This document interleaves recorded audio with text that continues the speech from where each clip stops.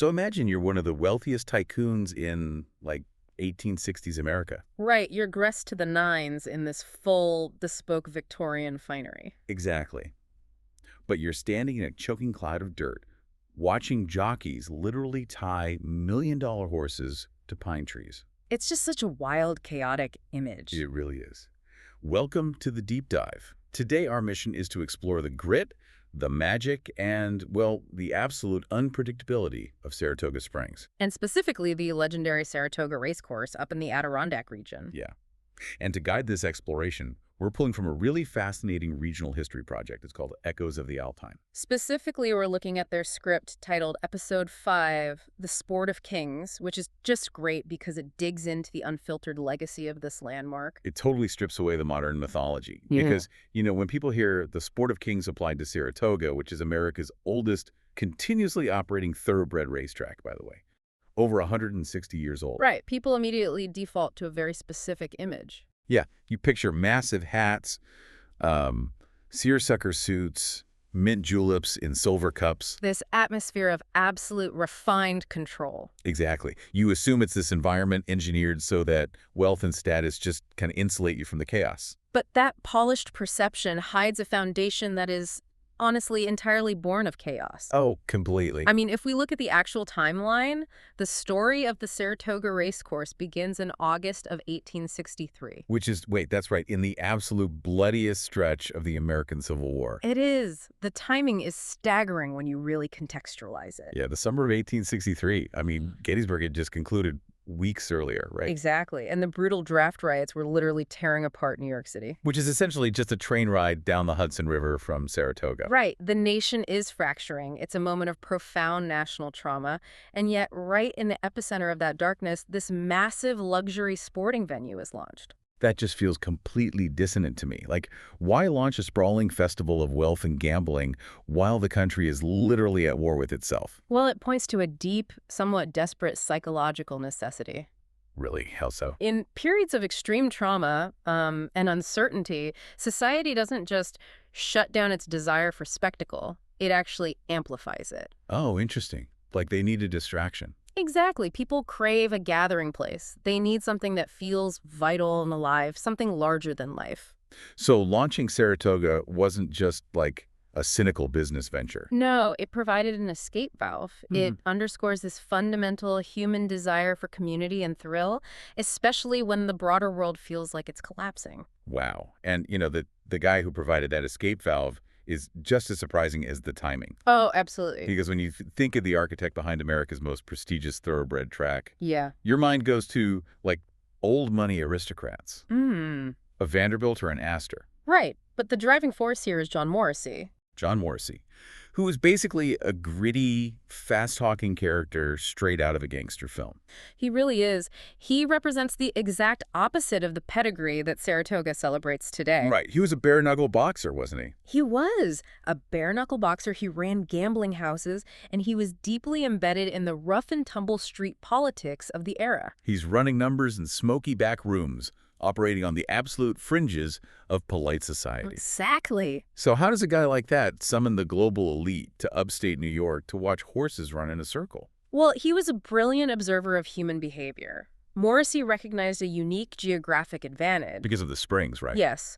The wealthy elite were already making the trek to Saratoga Springs for the natural mineral waters. They believed the springs had these restorative medicinal properties. Right, so he's looking at this captive audience of bored, wealthy tourists. Exactly. And he realized they needed a place to spend their money and experience a thrill. So he and a few well-connected associates organized this brief 4-day racing meet. On what they call the Oklahoma track. Right, and it was basically just a makeshift dirt path. I mean, let's strip away all the luxury boxes and manicured lawns of modern Saratoga for a second. Looking at the historical accounts, the reality of that first track was shockingly bare bones. Oh, it was entirely rustic. We're talking about a literal clearing in the woods. No grandstand providing shade, no paved walkways. Nothing. But the detail that completely breaks my brain is the paddock situation. Oh, right, the trees. Yes. Between races, the jockeys didn't take these priceless, highly bred animals into climate-controlled stables. They literally tied them to trees in the surrounding woods. That is wild. Yeah. It was just this unfiltered, visceral experience. Completely. You had the tycoon-class politicians, socialites corseted in heavy silk and wool, standing in a raw field, Getting covered in the choking dust kicked up by the horses. and feeling the physical thunder of the hooves shaking the dirt beneath their boots. They were basically trading the rigid, sterile parlors of Manhattan for a pure adrenaline rush. But, here's the fascinating pivot. Yeah. Saratoga started as this gritty, dusty escape. And, it eventually built the grandstands and attracted the high society glamour. Right. Yet it never lost that raw, chaotic DNA. Because what cemented Saratoga's status as a global legend wasn't the wealth of the crowd. No, it was the track's terrifying habit of destroying the careers of the greatest, most invincible animals on Earth. Over the decades, Saratoga earned this chilling, permanent moniker. The graveyard of champions. Okay, wait, I need to pause and challenge the mechanics of this. Why is this specific patch of dirt in upstate New York a graveyard? The great question. Like, is the soil composition sandier and heavier so it tires out the horses? Yeah. Are they drinking the mineral water and getting sluggish? Right. People always wonder if it's environmental. Or is it just a statistical inevitability because so many good horses race there? Well, there's a tendency in racing circles to romanticize it, to say the track is simply respectful of the sport and acts as a thematic equalizer. But respectful sounds like a polite way of romanticizing bad luck. An animal doesn't lose a sprint because the dirt is feeling philosophical. No, of course not. There has to be a physical or psychological toll at play, right? You're absolutely right to demand the mechanism. And when we analyze the broader context of the racing calendar, the reasons become incredibly clear. Okay, lay it on me. First, consider the timing. The Saratoga meet happens in late summer, usually July and August. Oh, and the heat up there. The heat and humidity in the Adirondacks, it can be absolutely oppressive. So the environment itself is a pressure cooker. Exactly. Now, combine that environmental stress with the physical reality of the horses. The greatest champions arrive at Saratoga after completing the Triple Crown Trail in the spring. Right. And for those who don't follow the sport religiously, the Triple Crown means a young horse has just run the Kentucky Derby, the Preakness Stakes, and the Belmont Stakes back to back to back. Over a grueling 5-week period. It is the ultimate test of equine endurance. So if a horse survives that gauntlet and actually wins the Triple Crown, they are mathematically and historically considered a super horse. Yes, but physically they are fatigued. They have been traveling, training at peak heart rates, and carrying the immense pressure of the crowds for months. And then they arrive at Saratoga, where they are met by a massive field of challengers who skip the Triple Crown entirely. So these are rested horses. Highly trained, locally adapted horses who've been waiting in the wings specifically to ambush a tired champion. It's like walking into a casino where the house has a massive statistical edge. That's a perfect analogy. No matter how hot a streak the champion is on, the sheer volume of rested, hungry underdogs at Saratoga acts like the house advantage, and eventually that edge breaks the streak. And the historical record bears this out brutally. We are not just talking about good horses having an off day. We're talking about legendary, historically significant animals. Like Gallant Fox. Yes. Gallant Fox is a prime example. In 1930, he won the Triple Crown and really captured the imagination of a country that was just plunging into the Great Depression. Right. He was thought to be this invincible beacon of hope. But he came to Saratoga for the Travers Stakes, and he was beaten by a 100-to-1 long shot. Named Jim Dandy, right. Exactly. But the ultimate upset, the one that permanently etched the graveyard reputation into stone, happened in 1973. Oh, man. And honestly, the details of this one read like a dark comedy. We have to talk about Secretariat. We do. Secretariat in 1973 was more than an athlete. He was a cultural phenomenon. He didn't just win the Triple Crown. He shattered the records. Completely. I mean, his performance at the Belmont Stakes that year is still hard to comprehend. He won by 31 lengths. Which is unheard of. He was actually accelerating and running faster every single quarter mile of the race. It was a terrifying display of biomechanical perfection. He was on the cover of Time, Newsweek, and Sports Illustrated in the same week. He was basically the most famous celebrity on the planet. He achieved literal immortality. Right. So just weeks after that Belmont victory, his team brings him to Saratoga to race in the Whitney Stakes. Which is an invitational race where Older, experienced horses run against younger ones. It's a massive prestige event. And the public expectation was a coronation. People packed the grandstands just to breathe the same air as Secretariat. It was supposed to be a victory lap. And instead, the absolute peak of athletic perfection, a literal titan of the American sporting landscape, loses. And he doesn't lose to his greatest historic rival. He loses to a horse named Onion. A horse named Onion, trained by Alan Jerkins. Oh, wow. Yeah, a man who built a career on specifically targeting vulnerable champions. You literally cannot write a more humbling punchline. The sheer shock of that moment, Secretariat crossing the wire second to a horse named Onion. It perfectly encapsulates the terrifying magic of Saratoga. It really proves that money, pedigree, and even historical greatness cannot buy certainty. The dirt doesn't care who you are. It's a profound reminder of vulnerability. And that unpredictability, the ghosts of Gallant Fox and Secretariat hanging in the afternoon dust, is what makes the daytime experience at Saratoga so electric. But the regional history explored in the echoes of the Alpine project reveals a fascinating evolution, too. Yeah, because Saratoga has developed this cultural duality that entirely shifts the atmosphere once the sun goes down.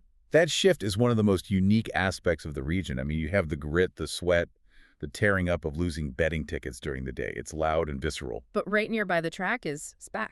The Saratoga Performing Arts Center. Exactly. And SPAC introduces an entirely different dimension to the local culture. Built in the 1960s, it serves as a massive amphitheater nestled right in the state park. Surrounded by those same towering pines. Yes. And it was designed to bring world-class high art into the Adirondacks. We are talking about hosting the New York City Ballet, major contemporary concerts. And it's serving as the summer home for the Philadelphia Orchestra, right? It creates this ultimate highbrow double feature for anyone visiting. Just think about the sensory shift of that itinerary. It's quite the contrast. You spend the afternoon trackside, the air smells like cigar smoke, hot dirt, and manure. You're screaming your lungs out as a massive pack of thoroughbreds thunders down the final stretch. Raw, animalistic chaos. Exactly. Then, a few hours later, you shower off the dust, you change into evening wear, and you sit on a manicured lawn beneath the stars. Feeling the crisp mountain air. Yes, listening to the Philadelphia Orchestra play Beethoven. It is a masterpiece of cultural balance. The visceral, unpredictable thrill of the afternoon perfectly counterweights the soaring, intellectual precision of the symphony at night. It creates a rhythm to the summer that is completely unique to Saratoga Springs. And what's really striking about the source material we are diving into is how it treats this history. Yeah, the creators of the Echoes of the Alpine show. They don't just treat Saratoga as a static Wikipedia entry or a tourist trap. No, they treat it as a living, breathing community archive. That is such a vital distinction. It really is. On their website, thealpinehomestead.com, they actively use their platform to crowdsource local history. Which I love. They're asking their listeners to email their family racing memories, track stories, and local Adirondack tales directly to them. At thealpinehomestead@gmail.com. Right, exactly. They even solicit local artists to submit original music for this series, ensuring proper credit and permission, of course. You know, in an era where sports history is so deeply corporate and, packaged by massive television networks, a regional project collecting emails might seem small. Right. Why is that grassroots archiving so important to the broader story of the track? Because it reclaims the narrative for the people who actually live it. It proves that the magic of Saratoga isn't just about Vanderbilt fortunes or Triple Crown statistics. It's personal. Exactly. It's about a grandfather taking his granddaughter to the rail for the first time. It's about the local diner owners who have fed the jockeys for 3 generations. So by actively collecting these personal, granular memories, the project shows that Saratoga is an inheritance of culture. The community investment is the connective tissue? Precisely. It bridges the 160-year gap between John Morrissey's dusty makeshift Oklahoma track and the polished grandstands of today. The people passing down these stories are the ones keeping the ghosts alive. It blends high sport, deep history, natural beauty, and art in a way that is profoundly rooted in community. That really brings the whole picture into focus. It does. I mean, stand by the rail on a breezy August afternoon, feel the heavy vibration in the dirt before you even see the horses coming around the turn. You're the crack of the starting bell. And in that fraction of a second, the clothes are different, the architecture's changed, but the core human anticipation is identical to what those crowds felt standing in the woods back in 1863. Time just collapses. It really does. The continuity is palpable. Mm-hmm. But as we synthesize all of this, I want to leave you with a deeper psychological question that builds on the concept of the graveyard of champions. Ooh, okay, let's hear it. We explored the physical reasons why champions lose here. The heat, the fatigue of the Triple Crown, the rested challengers. But consider the human element of that equation today.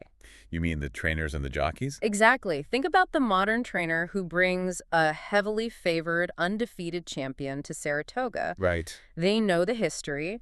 They know the dirt they are walking on claimed Gallant Fox. They know it humbled Secretariat. Oh, wow. That is a heavy burden to carry into the paddock. Does the sheer, terrifying weight of that reputation create a self-fulfilling prophecy of anxiety? Oh, that's fascinating. In a sport where a fraction of an inch or a slight pull in the reins dictates the outcome, are trainers second-guessing their strategies because they're in the graveyard? Are jockeys holding their horses back just a millisecond too long out of fear? It raises an incredible sports psychology question. Does the legend of the track actually generate the nervous energy that causes the upsets? Does our belief in the chaos actually manifest the chaos? Yeah. That entirely flips the idea of the track on its head. It isn't just the dirt or the underdogs taking down the champions. It's the weight of the ghosts getting inside the heads of the humans steering them. It's a haunting thought. It really is. And it brings us right back to the core truth of Saratoga. No amount of money, preparation, or pedigree can insulate you from the unpredictable magic of the track. Keep digging into that history, keep questioning the legends, and keep joining us for these deep dives.